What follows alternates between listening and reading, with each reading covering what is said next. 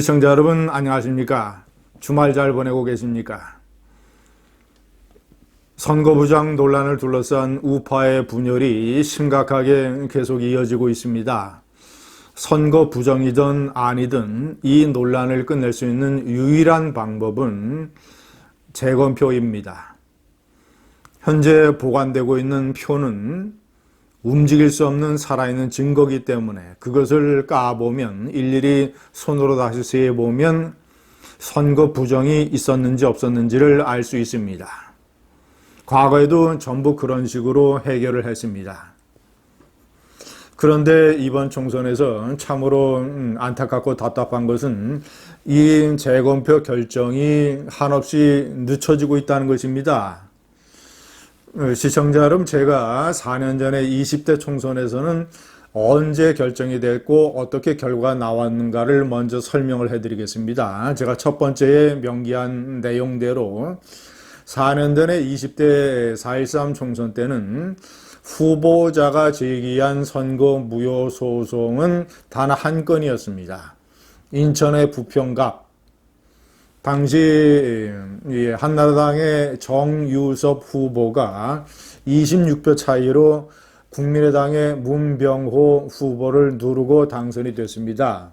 문병호 후보 측에서 표차가 26표 작다고 판단을 해서 무효소송을 제기를 했고 재검표가 이루어졌습니다. 그런데 4.13 총선은 4월 13일 실시가 됐고 그리고 재검표는 6월 29일, 그러니까 약 2달 16일 만에, 2달 보름 만에 재검표가 이루어졌습니다. 재검표를 하겠다는 결정은 재검표 실시 20일 전의 대법원의 변론에서 결정이 됐습니다. 2달 보름 만에 논란은 불식되고 신속하게 유권자들의 궁금증이 해소가 됐습니다. 선거소송은 대법원 단심제입니다. 대법관 13명 중에서 평상시에 재판에 참여하지 않는 법원 행정처장 1명을 제외하고 나머지 12명의 대법관이 4명씩 나눠서 3개의 소부를 평상시에 운영을 합니다. 4명씩 3개의 소부. 그래서 당시 부평갑도 이 소부에 배정이 된 선거 무효 소송 사건을 6월 9일 이 변론 때 재검표를 결정을 해서 6월 29일 실시를 했는데 대법관 4명과 인천 선관위 직원 이런 사람들이 다 참석을 해서 일일이 다 감시를 하면서 재검표가 진행이 됐습니다.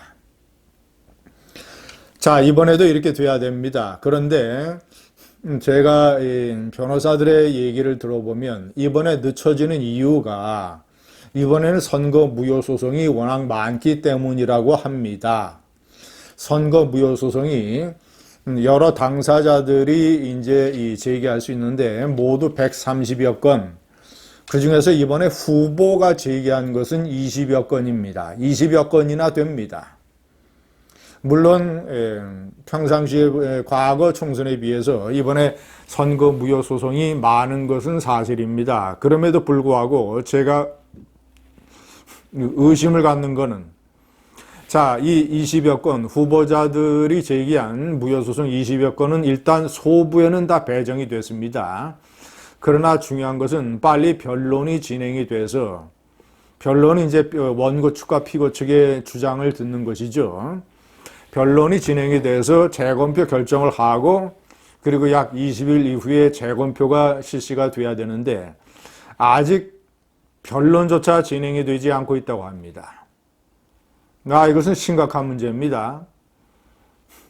앞으로 여름 휴가도 닥치고 하면 대법관들이 휴가를 가고 뭐 이러면 한없이 늦춰질 수가 있습니다. 지금 변론이 진행이 돼서 6월 하순에 재검표가 결정이 돼도 재검표는 7월 중순이나 7월 하순쯤에야 열리게 됩니다. 그런데 아직 1차 변론도 진행이 되지 않고 있다고 하니까 이게 변론이 만약에 7월 초순까지 늦춰지게 되면 이 재검표는 7월 하순 또는 8월 초순까지 미뤄질 가능성이 있습니다. 시청자 여러분, 이래서는 안 됩니다. 대법원이 너무 정치 눈치를 보는 것 아니냐. 그래서 제가 제목에 단 대로 이거 김명수의 대법관, 이 좌파 김명수, 이 김명수 대법원장이 지휘하는 대법원이 이 선거 부정 논란을 둘러싼 우파의 분열을 즐기고 있는 것 아니냐. 계속 우파가 싸우도록, 우파가 분열하도록, 우파가 갈등의 늪에서 헤매도록 계속 재검표라고 하는 해결 수단을 늦추고 있는 것 아니냐라는 오해를 받기에 충분합니다. 시청자 여러분, 이 대법원의 정치성, 대법원의 눈치 보기는 이재명 경기지사에 관한 재판에서도 볼 수 있습니다.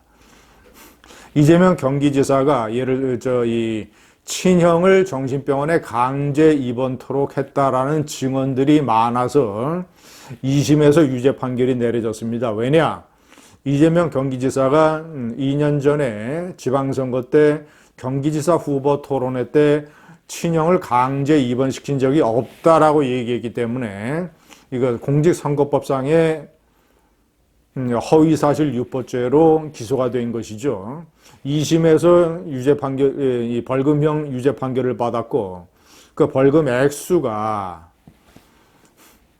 이재명 경기지사가 지사직을 박탈당하는 수준입니다. 그래서 대법원, 상고심 대법원이 어떤 결정을 내리느냐가 대단히 중요한데 이것이 대법원의 소부에 배당이 됐는데 그 소부는 조금 전에 말씀드린 대로 4명의 대법관이 참여하는 재판부입니다. 그런데 이 소부에서 이 판결을 9개월 동안이나 질질 끌었습니다. 법률 전문가들에 따르면 이 판결은 대단히 쉽다고 합니다. 강제 입원을 시키겠다는 지시가 있었는지 없었는지 그 증거 관계만 판단을 하면 아주 쉬운 판결이라는 것이죠. 그런데 판결을 질질 끌고 9개월이나 질질 끈 다음에 대법원의 전원 합의체에 넘겼습니다. 13명의 전원 합의체에 넘겼는데 단 한 번의 심리 끝에 종결했습니다. 이제 2, 3주 후에 대법원의 선고만 남겨놓고 있습니다. 아니, 전원 합의체에서 단 한 번의 심리로 종결할 수 있는 문제를 전문적인 소부에서 왜 9개월이나 끌었습니까? 어떤 결정을 내리든 이재명 경기지사라는 사람이 정치적으로 비중이 있는 사람이고 또 경기지사 자체가 중요한 광역지방자치단체장이기 때문에 그 판결의 영향에 대한 이런 것을 두려워한 것 아니겠습니까? 근데 대법관들이 이렇게 눈치를 봐서 되겠습니까? 소신껏 판결을 내려야지. 소부에서 판결을 딱 내려야죠. 왜냐하면 증거관계를 판단하는 것이 매우 쉬운 사건인데 이거를 전원 합의체에 넘기는 일종의 편법, 네? 책임 나눠먹기 이런 식의 조치를 취한 다음에 이제 선고를 앞두고 있습니다. 시청자 여러분, 제가 대법관, 김명수 대법원장에게 조언을 하는 것은 소송 건수가 많아서 변론을 늦춘다는 이런 핑계 대지 말고, 워낙 사회적인 혼란, 특히 우파 분열, 대다수의 우파 유권자들이 주장을 하는 것이기 때문에, 자, 이것을 어떤 사회적인 혼란의 비용을 줄이기 위해서라도 민경욱의 연수의를 포함한 네다섯 군데 정도, 5곳 정도를 먼저 시범적으로 재검표를 하면 되지 않습니까? 자, 3개 부가 배정받은 사건 중에서 하나씩만 먼저 시범 케이스로 골라서 3군데만이라도 먼저 재검표를 하면 되지 않습니까?